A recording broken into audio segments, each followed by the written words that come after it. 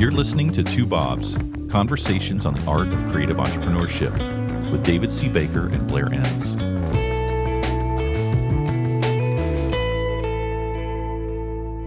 All right, Blair. We saw each other yesterday, right? That was fun. How have you been? Since yesterday, I've been good. Since like 12 hours ago. You and I were just in Sundance, Utah at an event. It was really fun, really great. Should we say what the event is, or is it supposed to continue to be a secret? I think we should say, yeah.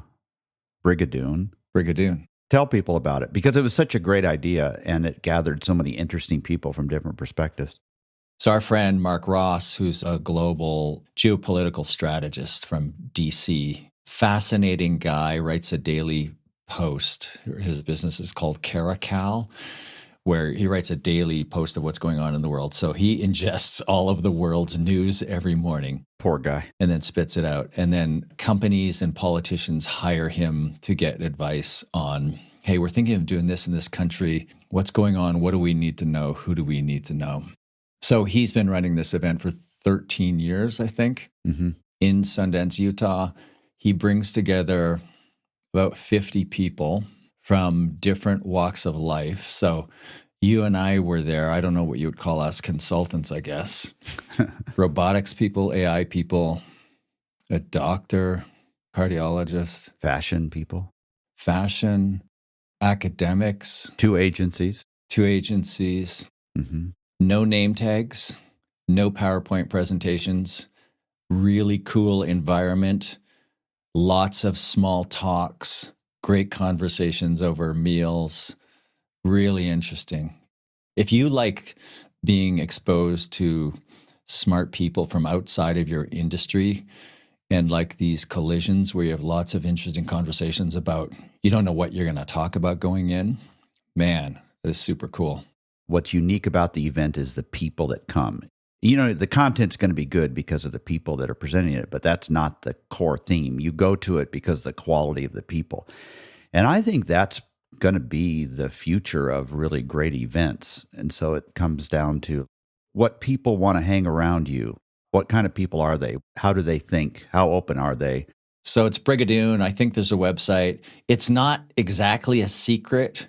I think you can sign up if you're not invited, but you might have to be invited. Anyway, if you're interested, reach out to David or me for next year. I assume it's happening next year. And I think Mark also does like dinners in various cities around the world. We just recorded a commercial for Brigadoon. Mark, expect the invoice in the mail. That's Mark Ross. If you're interested, let us know. And if you're interesting enough, we'll introduce you to Mark Ross, and maybe you'll get an invite to Brigadoon. It has nothing to do with what we're recording today. I don't even remember what we're recording today now. We got off on a tangent. Yeah, today I'm interviewing you on 3 patterns of lost opportunities. So now you have about 10 seconds to go review that topic while I ask you. And the 3 are poor fit, someone else was the advantaged player, and mistaking interest for intent. But let's dive into the first one. So really what we're talking about is if you looked back over the opportunities that you were pursuing in some way and you didn't get them, and if you grouped the reasons, what are those 3 things? And you're saying that in most cases, it probably fits into one of these buckets. And the first one is, it wasn't a good fit in the first place, right? Yeah, you pursued a poor fit. And I think especially in creative firms, the thing about being a creative is you're so excited about the thing you've never done before. So you're prone to maybe a little bit of self-delusion about whether or not this opportunity really is a good fit for you. It's going to seem interesting and therefore good for you because you've never done it before. So I think that might be the most common, maybe not even the most common, but it is a common pattern when I'm debriefing with the client on, this didn't go well, didn't win that deal. You're saying they did it because it sounded interesting and then you lost it because it wasn't a fit. But I was thinking, like, if somebody said, hey, gun to your head, David, what's the primary reason why it's not a fit? I would say that it wasn't the interesting opportunity that made them do it. It was like, I need the money. Oh, that's why they pursued it to the end. Yeah, it wasn't that it was interesting. It was like, I need the money. I don't know why that didn't even occur to me, but yeah, that's a thing. It's a thing, yeah. Money is interesting. Here's a question for you. So if this ends up being the reason why it didn't work, like it just wasn't a fit, I presume you're saying that the prospect thinks it wasn't a fit. how early in the process do you think the agency, if they are being honest with themselves, would say, you know what, this isn't a fit? When does that occur to them? Well, it should occur to them in the qualifying conversation. And in hindsight, it's almost always perfectly clear. But sometimes it takes an objective third-party person to ask the question, looking back now, can you see, were there any signs early on in the first conversation, the qualifying conversation, where you thought, I don't know about this, or you discerned that the client was thinking, I don't know about this? And the answer is almost always yes. Yeah. It's not specific to creative people either. It's salespeople in general. Anybody who's got an opportunity in front of them, they're excited about it, and they overweigh the excitement, the pros over the cons, and it's really hard to be discerning. That's the key to the qualifying conversation. You should be in discernment mode. And I say in the post, you really do need to slap down that childlike Glee. And there I'm referencing a podcast episode you and I did on that subject. Yeah, that was a great one. This is where I like the idea of a regular new business meeting with other people at the firm. It's maybe the only reason I like it. But you, as the person who's leading this charge, you should be faced with an interrogation from your co-workers who should not let up on you. If you're starting to talk them into why we should do this, then that's probably a sign that maybe you need to think more carefully about fit. This is where your coworkers can help you be more objective about it, right? Yeah, and get the most discerning, most cynical person to drive that review. We did a post called Debriefing after a new business call. You should get systematic about that. If it's not every conversation, it's certainly every lost deal you should debrief on. You'll see the patterns. It's not that everybody has this pattern, but if it comes up once or twice, it's probably coming up a lot. Right. The bottom line is it's poor qualifying. And you need to just remind yourself going into a qualifying conversation, which in my model is the second conversation, but it's the first person-to-person conversation because the probative conversation before it is the one you have without you being present. Topic for another day. So you need to go into that qualifying conversation like a discerning clinical professional who is, when I say discerning, you're trying on, like, is that really your situation? Is that really what you need? Are you really a good fit for me? Do you really have the money to spend with us? Is this really in our sweet spot? Are we going to be better off for having worked with you? Are we really going to create value for you? Are we really going to be able to work together? All of those questions, those are the questions you want to ask, and you want the answers early on. Right. If you're not afraid of the truth. And the common mistake is you go into those meetings excited. Don't be excited in a qualifying conversation. Once you qualify them in, then you can let your natural enthusiasm bubble up a little bit, but not in that first person-to-person interaction. You should be in discernment mode. They will take advantage of you if you're excited, and you will drop your standards if you're excited. You will take advantage of you if you're excited. Yeah. To me, this is such a powerful argument for running a firm that has enough cash on hand, that has a good new business plan that's constantly dropping opportunity into the top of the funnel, because you want to remove that pressure you feel of having to close this thing. That's the way you can be so much more honest about whether this is a fit. If it really honestly doesn't matter if you get it or not, you're just thinking of fit and not filling some desperate financial need. It's just such a powerful argument for running a good firm. Yeah, I've said 5 or 6 times on this podcast, not this episode, but over the years, you want to get better at selling? 3 words: no sunk costs. Right. And the biggest sunk cost is your emotions. Yeah. So not just money, but time too. Okay. So that's the first one, poor fit.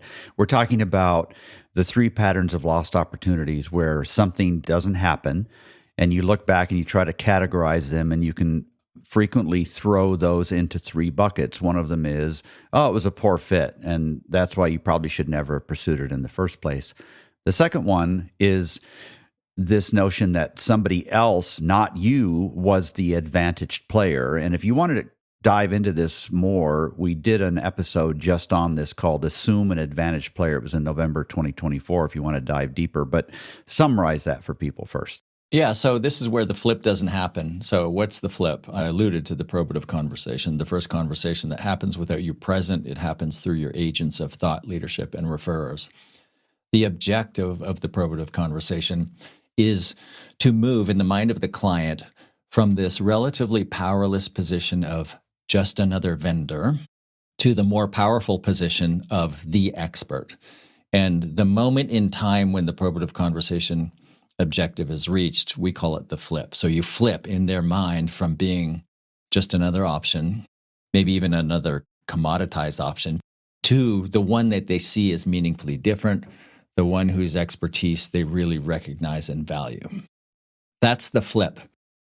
Ideally, through the probative conversation, which is you building a reputation in the marketplace by proving your expertise in public domains, you drive the flip, you obtain this expert position in the mind of the prospect, and you drive an inbound inquiry where they already see you as meaningfully different. So even in a competitive sale with multiple other experts under consideration, you have the inside track. You are the advantage player. Now, in that podcast episode you alluded to, I said there's basically two games that you play, and the mistake is to combine the outcomes of those two different games. You need to separate them. The ones that you play where the flip has happened, you are the advantage player, you win more often than not. The ones where the flip has not happened, you are not the advantage player, your odds of winning are about 1/2n, with n being the number of firms under consideration. So 4 firms under consideration, your odds of winning are about 1 in 8. So they're really two different games. And one of the things you're trying to do in the qualifying conversation is to determine whether or not the flip has happened. If the flip has happened, you're seen as the expert, you're seen as meaningfully different. And you can get them to prove that by asking for concessions and seeing if those concessions are granted. Those are the games you play because you're highly likely to win those games. And all these other ones, you're highly unlikely to not win those games. So is there a pattern in your losses where the flip hasn't happened? You're always a long shot. And you're telling yourself, well, it's just a numbers game. On average, 4 firms under consideration, we're going to win 1 in 4. That's true if the flip is happening some of the time. But if the flip is never happening, you're not winning 1 in 4. Your win rate is closer to 1 in 8. So the short-term goal would be think carefully about whether you want to you definitely don't want to sink a whole lot of costs into a scenario where after all these questions you've asked, it's pretty clear the flip hasn't occurred. You're not the advantage player. The long-term goal is to create a scenario where you are the advantage player more frequently. Yeah. Whether that's your thought leadership, maybe it's a book, maybe it's, in the future, if you come up in an AI search, I would think that would help you be more likely in that category of the advantage player if AI thinks that you are an advantage player, like you come up in the search. There's all kinds of other ways to think about that. So there's a short-term and a long-term way to think about this. Yeah, and it's mostly long-term. So of these 3 patterns of lost opportunities, the first one that we've talked about, you pursued a poor fit, you can fix that tomorrow by better qualifying, being more discerning in a qualifying conversation. And the last one, where you mistake interest for intent, you can do the same. You can fix that one fairly quickly. We'll talk about that next. But this middle one of someone else was the advantage player, that's a problem you solve over the long term by building a reputation, by having a probative conversation. So it starts with having a look at your positioning, and then it moves to how are you generating leads? And you might need to climb the ladder of lead gen. Well, you do need to climb the ladder of lead generation over time. So you need a plan to help you do that. And we've done an episode on the ladder of lead generation. We'll link to it in the show notes. But that's basically going from outreach and maybe even some marketing-based activities to more reputation-building activities that still drive inbound inquiries. That doesn't get fixed overnight. Right. But as you pointed out, asking the right questions, the way you show up in the sale, when somebody isn't the advantage player at the beginning of the sale and that high ground is still there to be won, you can get better at occupying that high ground before somebody else does. And that's largely a function of how you behave in the sale. Are you showing up like a needy vendor, or are you showing up like the expert? So that's an important qualifier here that was actually going to be my next question. So ideally, you're the advantage player because of all of your thought leadership activity and so on. But if you're not in a particular scenario, you're saying that you could become the advantage player by how you conduct yourself in the sale, even if you weren't the advantage player at the outset. Yes, you should always assume there's an advantage player. Now, is there always an advantage player? No, not at the beginning, but I can't prove this, but I know it to be true. Just live with this idea or embody this idea that the winner is almost always decided well before they're declared. Right. So you're not the advantage player. You're asking yourself, well, can I become the advantage player? Let me be more discerning in the qualifying conversation. Let me put some obstacles in front of the client, and let me ask for some small concessions and see if they grant them. And then maybe I can move. And we talked more about this in that episode of becoming the advantage player. If you don't occupy the high ground at the beginning, you are not the advantage player. You're next trying to determine whether or not you can become the advantage player. And maybe you can. If the incumbent is part of this pitch, we'll use that word, are they always the advantage player? No. No, I mean, sometimes they are. I always love a competitive sale where the incumbent is invited to defend. And it can be frustrating, but the reason I love it is it just makes for an interesting conversation. But most people don't have the conversation. You love to be the incumbent, or you love to participate when the incumbent is there? No, let's say you're invited to a competitive shootout against an incumbent. So somebody says, hey, we're talking to 3 different firms and yourself. We're looking for whatever it is we're looking for. All right, as part of your qualifying conversation framework, you would have questions around who else is involved. So, okay, 3 other firms. Who are the firms you're talking to? They give you some names. Is the incumbent involved? That should be a question that you ask directly in any competitive sale. Yeah, the incumbent's involved. And then from here, it gets interesting. Okay, that's interesting. I'm curious. Why didn't you just fire them? Oh, some bullshit reason. So are you just trying to create some pricing pressure for them? I'm embodying the win without pitching principle of say what you're thinking. All these thoughts running through your mind, speak them. Why is the incumbent still involved? If they did such a poor job, why don't you just fire them? Are you just trying to keep them on their toes? If we were your agency, would you do that to us? Wow. Are you being fully honest with them? What you just said to me about them, have you said that to them? Would you ask that? Would you really say that? Wouldn't you? Well, I would, but I don't have any social skills. You have them. You just proved that over the last 48 hours. Even I winced at some of those. So you would actually say those things. Why wouldn't you ask the direct question? I mean, there are reasons why people wouldn't ask them, and because they don't often get asked. Yeah. It's like, oh, I'm afraid I'll blow the opportunity.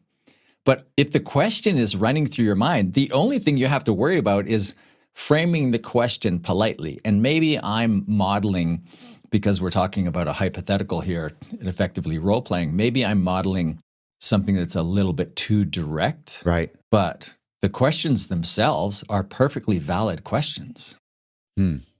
Yeah. I find myself just sitting up in my chair. It's like, oh, dang, I want to listen to this conversation that somebody's having. Okay, what you just said to me about the agency, have you said that to them? Well, no, not really. Well, what have you said to them? So they don't know that they've done a horrible job? Yeah. Keep going, man. You're making your own bed here. You sound like a great client. Woo, can't wait to work for you. Oh, man. This would be fun, especially if you really didn't care. It occurs to me I should not be in the advice-giving business.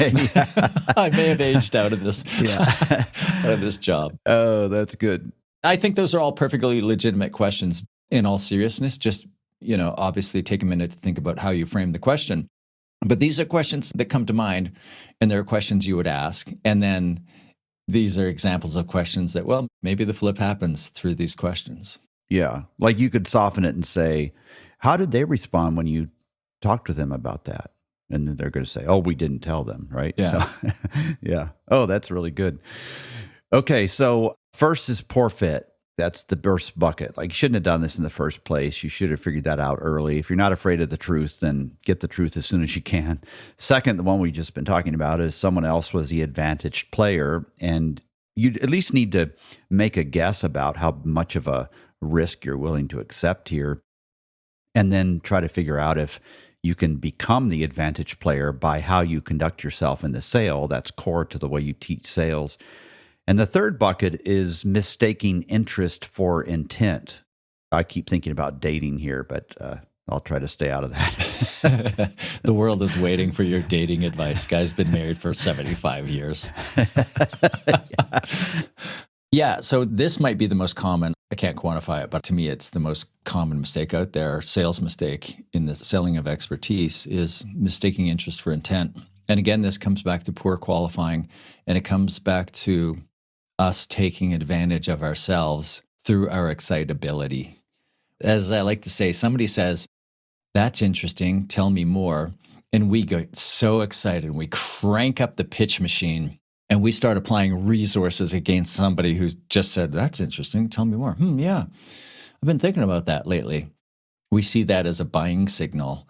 And in the greater sales world, they talk about buying signals. To me, interest is not a buying signal. A time frame in which to take action, that's a buying signal.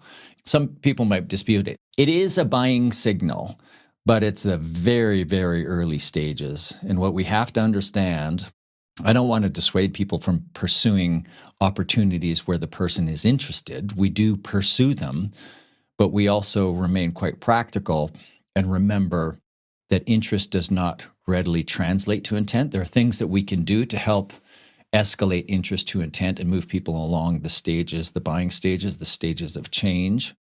But what we should not do is assume that this person is ready to buy and we should be writing a proposal and scheduling a closing conversation for somebody who's still contemplating their problem and assessing the pros and cons and thinking about whether or not it actually makes sense to take action. Yeah. This is where I think my slightly twisted view of humanity comes up, because I see people treating the sales process with such kid gloves. It's like, oh God, I got to remind myself to follow up with them by a certain date, or like, okay, what's the next step before you let them go on the phone or something, as if this is so fragile. And my perspective is, and this is where you should quit listening to me, but it's a little bit more like whack-a-mole in my mind. If this isn't meant to happen, if there's real intent and not just interest, there's much less you could do to kill this. It's probably going to keep coming to you. You throw something in front of the bus, does it keep rolling towards you? You don't need to think about this so carefully. And again, this comes from a desperation that people feel, right? There's a balance there, obviously, which I need to maintain, and that's it needs to be treated with respect and care and proper follow-up. But no, I love some of the questions that you asked. If you're not sure if it's interest or intent, you suggest some very specific questions like money, time frame, how important this is, and so on. So they're all natural questions that somebody on the other end would expect to hear, and it just serves to separate the interest from the intent. Again, you're not afraid of the truth here. You're not afraid of discovering that, oh, they're just interested. They're not really serious. That's not bad information. That's actually information that could save you a lot of time. Yeah, you're going to want to know that earlier than later. I don't think it's desperation again. I think it's just overexcitement where we get carried away. We mistake something for buying signals. You're alluding to the questions answered. Again, this comes back to the qualifying conversation. It's a misqualification, or actually, I think this is a poorly understood idea. Everybody understands the idea of like buying stages, and they might use different models for defining what those stages are. But I think it's a poorly understood idea that it starts with interest and then it moves to intent, but it doesn't always move to intent. And there are some roadblocks to moving to intent. And there are steps that people have to take to actually move themselves from interest to intent. And one of those steps is anchoring their change in behavior to a date. So that's why in your qualifying conversation, you're asking qualifying questions. And if we use as we do at Win Without Pitching, a version of BANT. The T stands for time frame in that acronym. So you have your time frame questions. Why do you ask time frame questions? Well, the obvious reason is for resource allocation. When do they need to get this done? Can we actually do it in that time frame? But the non-obvious reason is time frame is a surrogate for intent. When somebody has committed to a date, either a start date or an end date, that's a sign that they have moved from interested to intent. They anchor their change in behavior to a date. Then they start allocating resources like people and budgets. That's when you start asking budget questions. So it's all this logical progression. This is a pattern if you continually mistake interest for intent. And the sign would be you have all of these deals that are closed, lost, where the client didn't buy from you. They didn't buy from anybody. And you might conflate this with the larger ghosting problem. And I think when we did that episode on being ghosted, I said, well, how many of these opportunities are you really being ghosted versus just misqualified? There was never really intent there. Yeah. So if you want to get better at this, make sure you ask your time frame questions. You're hearing all this good news, and then you say, when do you need to have a solution in place, or when do you need to get started? Yeah. And you might hear, I don't know, like, sometime in the summer. There's no intent there, right? And I say in this post that my favorite time frame question actually has nothing to do with time frame. It's, is this on the wish list or is this on the to-do list? Yeah. That'll get you the answer of whether this person is interested or intent. If the prospect never hired anybody, you didn't lose this. That was just interest. It wasn't intent. Like we're thinking about putting a backup generator in. We live in Middle Tennessee outside Nashville. The sales guy for that was pretty smart. Maybe he'd read your book, but he asked that time frame question. And my answer was clear. We'd just gotten out of the ice storm. And I said, well, ideally, we'd have this in place by the tornado season where we always lose power a couple times. He may not have been asking it for that reason, but that was the time thing, right? Like, oh, they're serious about that because they have in mind when they'd like to have this done by tornado season. That's a great example. You could have cited the triggering event. Well, ice storm. A lot of salespeople would take that on face value. Let's say the person asks you the question, why now? Well, we just had this ice storm. Okay, that doesn't tell me anything about intent. Right. And then the follow-up question, when do you need to have it in place? Well, I think before tornado season would be a good idea. I think you're right. It's really smart of you to get this in place before tornado season. Now we can work backward from there. And now he knows you have intent. Now we can move on to budget. He's got me. Now he needs to find out who the advantage player is. I'm going to ask him if he read your book. So 3, poor fit, someone else was the advantage player, or you mistook interest for intent. And if you categorize why you didn't close something between these 3, it's going to cover most of them, is what you're saying. Yeah. So again, review your lost opportunities and see if you can spot the patterns. And these are the 3 common patterns. You have this pattern of pursuing poor fits, of going too far into a sale where you should qualify out early. Someone else was the advantage player. You haven't built a reputation in the marketplace. There's no probative conversation that's happening. Or you're routinely mistaking interest for intent, writing proposals for people who not only don't buy your proposals, they don't buy from anybody because their interest never translated to intent, or they just weren't ready to buy. These are the 3 common patterns. Have a look, see what pattern you find in your firm.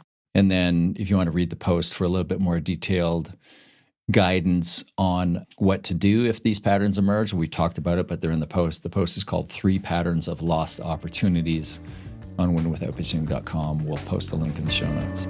Thank you, Blair. Thanks, David. Thank you for listening to Two Bobs with David C. Baker and Blair Enns. Read episode notes and transcripts at twobobs.com. That's the number 2, BOBS.com.